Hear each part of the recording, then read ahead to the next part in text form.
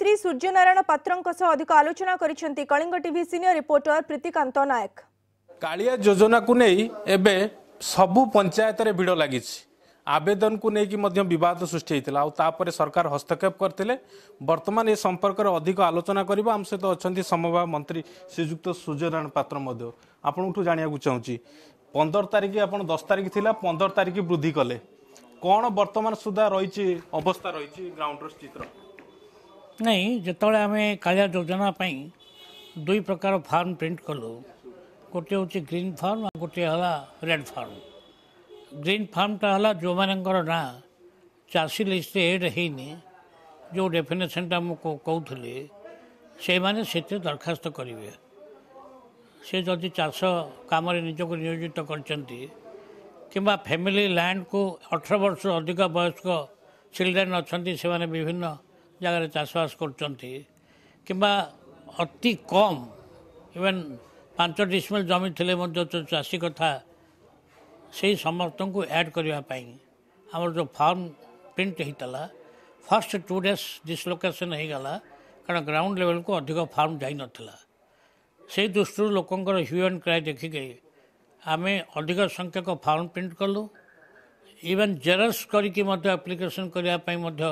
Permission देलु ता साथ माननीय मुख्यमंत्री 10 तारिख परिवर्ते 15 तारिख पर्यटन टाइम कले आज मत ग्राउंड लेवल जहाँ खबर आसी प्राय 99% लोक एप्लिकेशन दे सारे आउ जहाँ रस थिला 3-4 दिन तले से रस आउ पंचायत लेवल ना।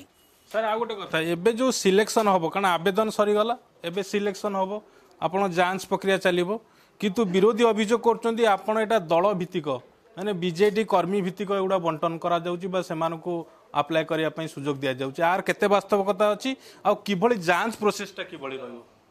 कंप्लीटली बीजेपी रो स्टेटमेंट इज बेसलेस। आम चाषी चिन्हट करचु जदि चाषी चिन्हटे जदि कौटे को तल लेवल रे भूल भटका अच्छी आमर गोटे टेलीफोन नंबर दि जाइए आम अटैचमेंट रे से सीधा सड़क क्लारिफिकेशन से नहीं पारे। सर जाना चाहिए केबे कारण जदि देखा वर्तमान आवेदन 15 तारिख सरिया जाऊँगी तापर जांच प्रक्रिया केबे बांटिबे अर्थ केबे बांटिबे जनवरी 26 तारिख सुधा आमर फर्स्ट फेज रे जो दरखास्त आमर जो 12,20,000 लोकंकर ना आम पाखे रही से प्रथम पठेदेबू ता बादे आउरी सेकेंड फेज रे मत एप्लिकेशन आसीबो। सेकेंड फेजटा है जो मैंने जमी ना आ चाष करना दे आर इन अदर एक्टिविटीज से एप्लिकेशन ग्रहण कराहब एवं से मानक तार फैसिलिटी कराहब से प्राय 10 लाख ऊर्ध्व लोक अच्छा। सर गोटे कथा बर्तमान माने अभियोग उठुची जमती राशन कार्ड जिते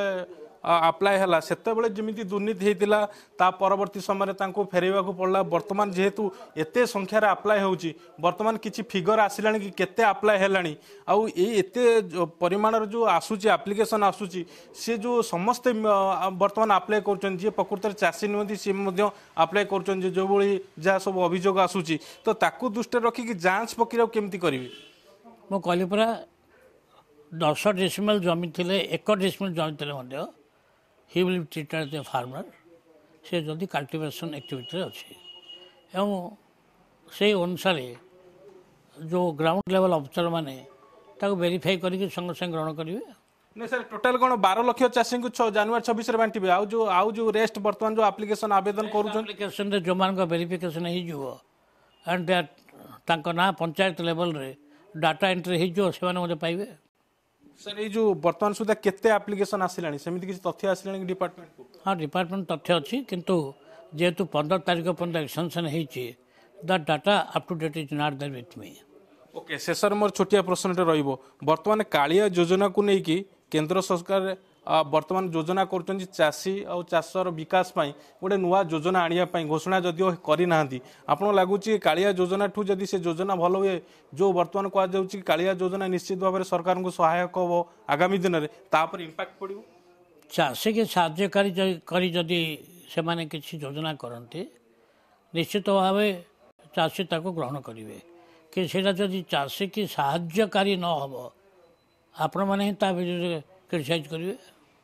धन्यवाद। आप देखुले आम कथा होलु समवाय मंत्री सहित कहवा कथा जो कालिया योजना वर्तमान लागू होती आवेदन चली निश्चित भाव में जांच प्रक्रिया होची